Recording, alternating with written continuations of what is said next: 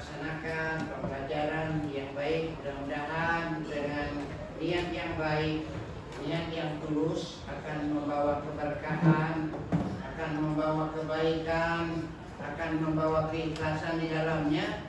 Dan insya Allah materi ini akan kita terima dengan baik. Saudara sekalian, sebelum kita belajar, maka kita akan berdoa terlebih dahulu. Mari kita sama-sama berdoa dengan baik dan menundukkan kepala dengan ikhlas karena Allah. Semoga apa-apa yang kita dapatkan akan senantiasa mendapatkan ilmu yang bermanfaat. Berdoa mulai. Berdoa selesai. Sebelum kita belajar, maka akan kita absen terlebih dahulu siapa-siapa yang tidak hadir hari ini.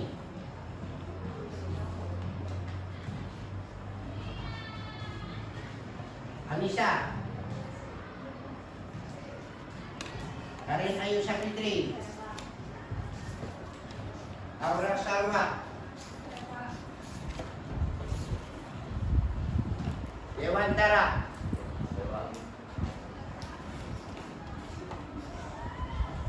Yuda, Eji,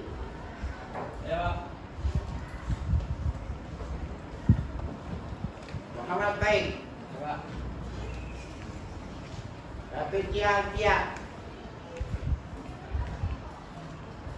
Renaldo,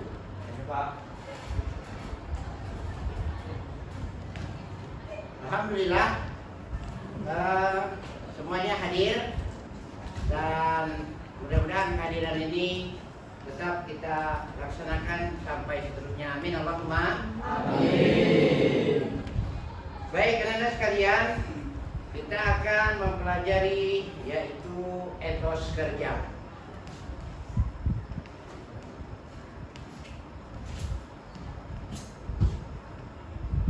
Sekarang kita mengetahui bahwa etos kerja itu adalah meraih kesuksesan dengan kompetensi dalam kebaikan dan etos kerja.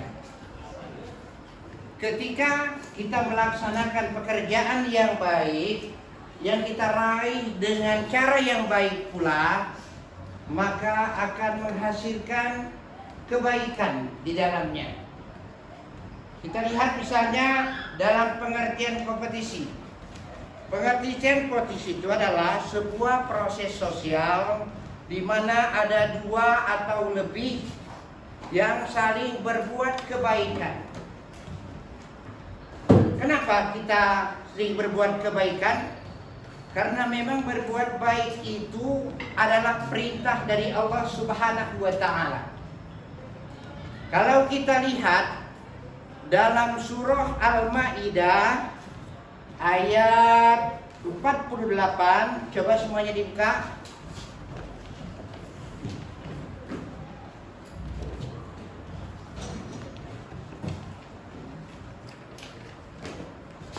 Bapak sekali, anak-anak sekali.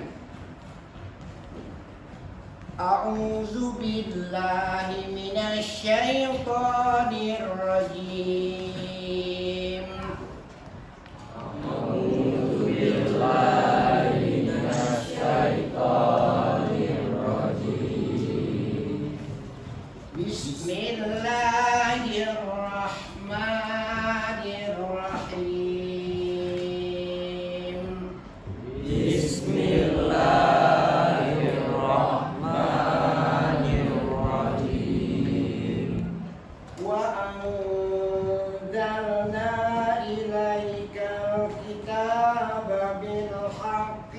musaddiqan lima baina yadayhi wa anna ilaikal kitaba bil haqqi musaddiqan lima baina yadayhi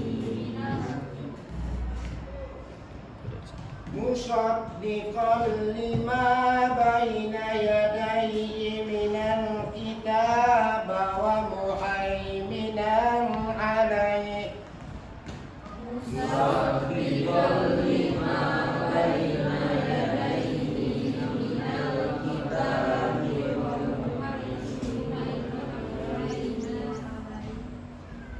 ومهيمنا عليه فاحكم بينهم بما أنزل الله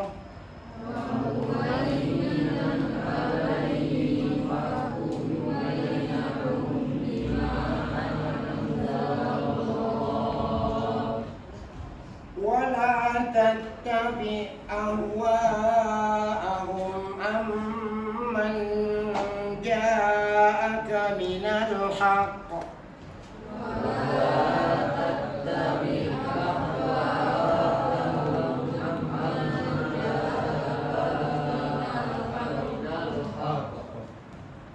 لكل جعلنا منكم شرعة ومنهاجا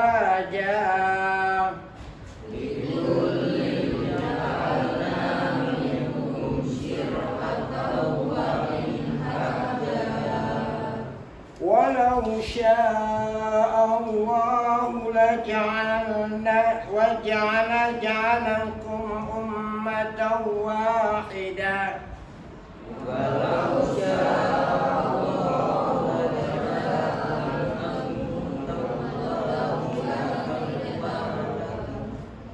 أمة واحدة ولكن ليبلوكم فيما آتاكم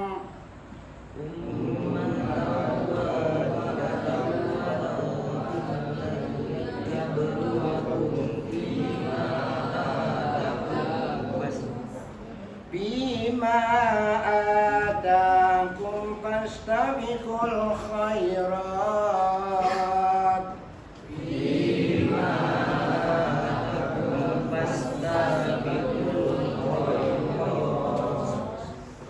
إلى الله مرجعكم جميعا فينبئكم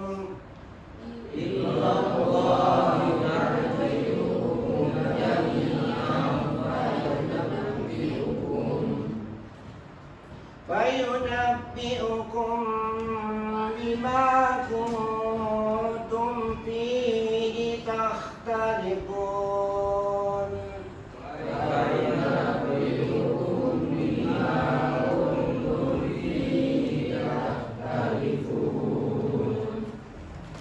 Ya, kita lihat arti yang ada di sini bahwa dan kami telah turunkan kepadamu Muhammad, yaitu adalah Al-Quran untuk membawa kebenaran, membenarkan yang sebelumnya. Apa yang sebelumnya itu? Yaitu adalah Zabur, Taurat, Injil. Semuanya itu adalah sebelum Al-Quran. Dan kita membenarkannya, tidak menentangnya, tapi kita membenarkannya. Untuk membenarkannya itu kita ketahui bersama bahwa kitab salah satunya yang lebih lengkap itu adalah Al-Quran. Seluruh kitab itu sudah termaktub di dalam Al-Quran. Apa itu Al-Quran? Al-Quran adalah kalamullah al-munazzal ala Muhammad sallallahu alaihi wasallam al-muta'abbad bi tilawati. Al-Quran itu adalah perkataan Allah yang diturunkan kepada baginda Muhammad sallallahu alaihi wasallam ketika dibaca ibadah. Jadi anak-anak sekalian, kita harus senantiasa mengimani yaitu adalah kitab Al-Quran dan kitab-kitab sebelumnya. Kemudian selanjutnya dari sini kita ketahui bersama bahwa ada kata-kata fastabiqul khairat, ya, sesuai dengan materi yang Bapak sampaikan dari awal. Apa itu? Yaitu adalah berlomba-lomba di dalam kebaikan. Jadi anak-anak sekalian, mari kita sama-sama berlomba-lomba di dalam kebaikan. Bagaimana berlomba-lomba dalam kebaikan itu? Yang pertama adalah saling menghargai, saling nasihat menasihati di dalam kebaikan. Di dalam Al-Quran surah Az-Zariyat dia mengatakan demikian. wa ta'awanu 'alal birri wat taqwa wa la ta'awanu 'alal ismi wal 'udwan. Dan bertolong-tolonglah kamu dalam kebaikan dan jangan sampai kamu bertolong-tolong dalam kejahatan. Kata-kata fastabiqul khairat itu adalah untuk berlomba-lomba dalam kebaikan. Kita lihat di sini kandungan surah Al-Maidah. Allah Subhanahu wa taala menurunkan Al-Qur'an kepada Nabi Muhammad SAW dengan membawa kebenaran dan membenarkan kitab-kitab yang diturunkan sebelumnya. Jadi kita ketahui bersama yang pertama. Lalu yang kedua, Allah memerintahkan agar memutuskan perkara terhadap Al-Quran dan tidak mengikuti hawa nafsu sehingga meninggalkan kebenaran. Jadi kalau kita meninggalkan kebenaran, maka tidak melaksanakan yang namanya kandungan surah Al-Maidah ini. Lalu yang ketiga, Allah Subhanahu wa taala menjelaskan bahwa setiap kaum diberikan aturan dan syariat. Anak-anak sekalian, kita semuanya sudah diberi aturan oleh Allah Subhanahu wa taala yang tidak tahu menahu, ya. Karena Allah Subhanahu wa taala itu memberikan Al-Qur'an adalah untuk petunjuk bagi kehidupan kita, termasuk di dalamnya surah Al-Maidah. Lalu yang keempat, Al-Quran merupakan penyempurna kitab sebelumnya. Jadi perintah untuk berlomba-lomba dalam kebaikan. Jadi 5 inilah yang terkandung di dalam surah Al-Maidah. Maka oleh sebab itu anak-anakku sekalian, coba sekali lagi kita baca dari awal sampai terakhir sama-sama. Dan saya minta tolong agar kiranya sesuai dengan tajwid, dengan mikhraj yang ada dari Auzubillah dan Bismillah. 1, 2, 3.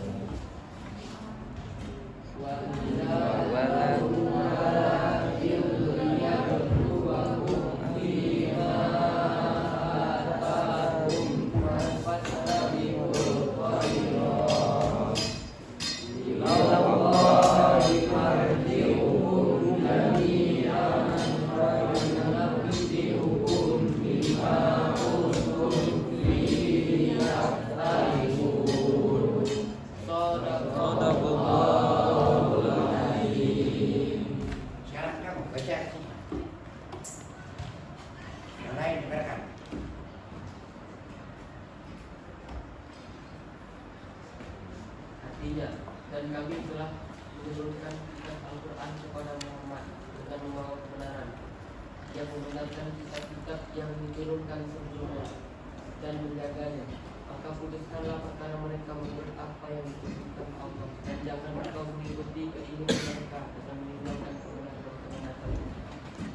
datang kepadamu. Untuk setiap umat di antara kamu, kami berikan aturan dan jalan yang terang. Kalau Allah menghendaki, niscaya kamu dijadikannya satu umat saja. Tetapi Allah hendak menguji memuji kamu terhadap karunia yang telah diberikannya kepadamu. Maka berlomba-lombalah berbuat kebajikan. Hanya kepada Allah kamu semua kembali.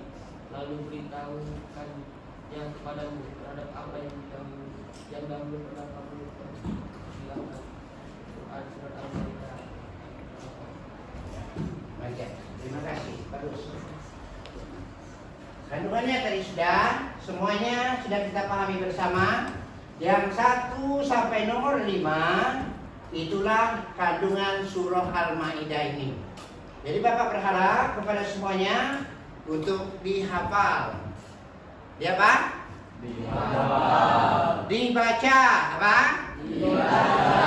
Kemudian diterangkan sesuai dengan apa yang diharapkan dari sini. Baik. Kemudian anak-anak sekalian, kita lihat dari sana, melakukan kebaikan tidak bisa ditunda-tunda. Kita lihat, mengapa kita diperintahkan untuk berlomba-lomba dalam kebaikan? Yang pertama, melakukan kebaikan tidak bisa ditunda-tunda. Jangan menunda-nunda besok, kapan, tapi mulai dari sekarang kita adalah untuk senantiasa berbuat kebaikan. Jadi jangan menunggu-nunggu untuk itu. Lalu yang kedua, untuk berbuat baik, hendaknya saling memotivasi dan saling tolong-menolong di dalam kebaikan. Karena lingkungan mendukung kebaikan, akan tercipta kebiasaan berbuat baik secara istiqomah. Jadi untuk berbuat baik, hendaknya saling memotivasi di antara kita. Contoh konkret misalnya, dari bacaan yang kalian baca tadi, Al-Quran. Ada di antara kalian yang belum bisa dan belum memahami bacaan Al-Quran. Maka pada saat itu belajarlah. Senantiasa saling simak sesama kawan yang lebih bisa dan yang bisa juga mengajari yang belum bisa. Akhirnya akan terciptalah yang bisa dengan sebaik-baiknya. Lalu yang ketiga, kesiapan melakukan kebaikan harus didukung dengan kesungguhan. Jadi kita melakukan kebaikan itu harus didasari dengan kesungguhan. Paham semuanya? Paham semuanya? Paham. Nah, tadi sudah Bapak sampaikan bahwa Allah Subhanahu wa taala berfirman, "Wa ta'awanu 'alal birri wat taqwa." Dan bertolong-tolonglah kamu dalam kebaikan. Wala ta'awanu 'alal ismi wal 'udwan. Dan janganlah kamu bertolong-tolong dalam kejahatan. Wattaqullah, dan bertakwalah kepada Allah. Innallaha syadidul 'iqab. Ketika kita senantiasa melaksanakan ketakwaan, bertolong-tolong dalam kebaikan dan tidak bertolong-tolong dalam kejahatan, maka kita sudah melaksanakan apa yang diharapkan di sini. Mohon ayat ini anak-anakku sekalian untuk dihafal, ya. Kemudian tahu dengan tajwid-tajwidnya, dan pada gilirannya Bapak akan cek satu persatu di antara kalian mana yang hafal dari surah Al-Maidah, kemudian ayat yang berkenaan dengan ini juga. Baik anak-anak sekalian, ada tips dalam berbuat kebaikan. Yang pertama yaitu adalah meluruskan niat sebelum melakukan kebaikan. Jadi diluruskan niatnya. Lalu yang kedua, mengawali segala perbuatan dengan doa, minimal membaca Bismillahirrahmanirrahim. Kemudian yang ketiga, tidak memikirkan pujian dan celaan terhadap orang lain, apalagi saling iri, saling caci-mencaci, saling menjelekkan, itu jangan seperti itu. Kemudian yang keempat, dengan segala keterbatasan kita diharuskan bertawakal kepada Allah Subhanahu wa taala. Jadi semuanya adalah kehendak daripada Allah, nah. Ya. Coba saya tanya. Kalau kalian bertawakal kepada Allah, itu apa bertawakal?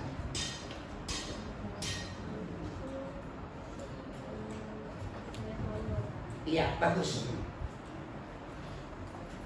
Kamu bertawakal itu apa?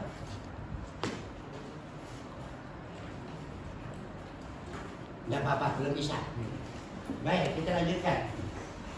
Apa yang dimaksud dengan tawakal?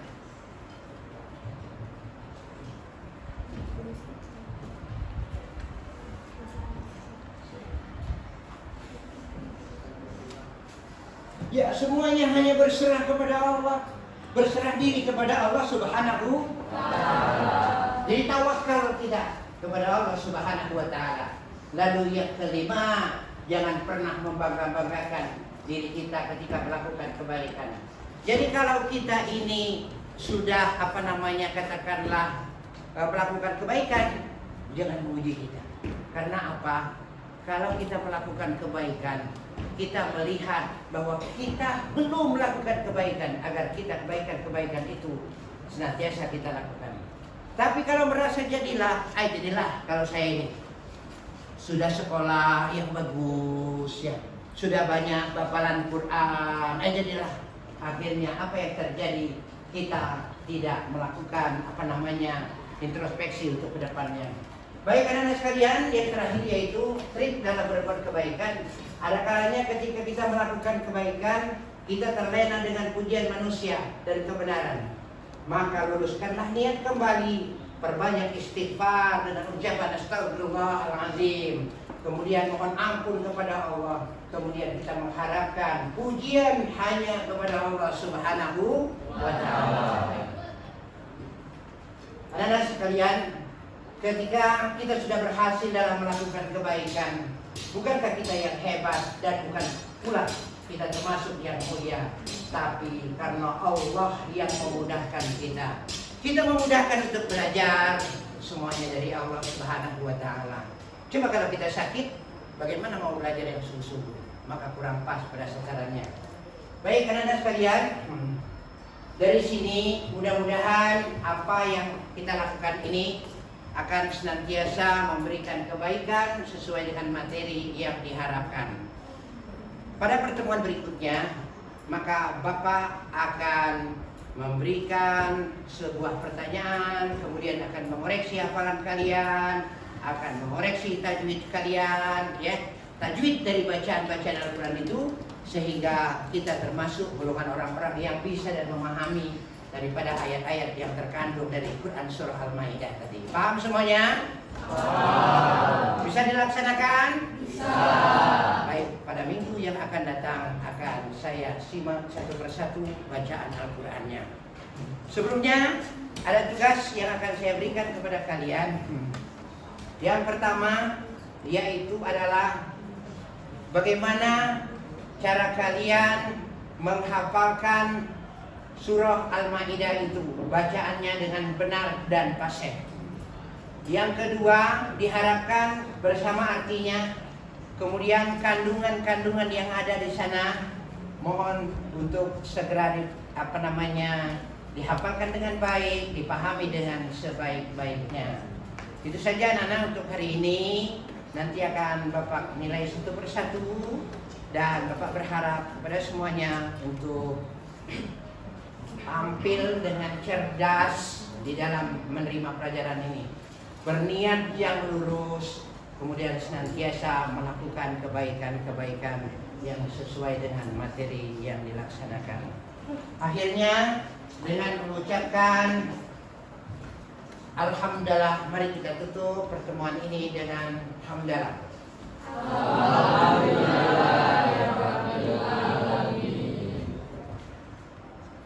Anak-anak sekalian, itu barangkali yang dapat Bapak sampaikan untuk pelajaran kali ini. Kemudian Bapak akhiri dengan wassalamualaikum warahmatullahi wabarakatuh.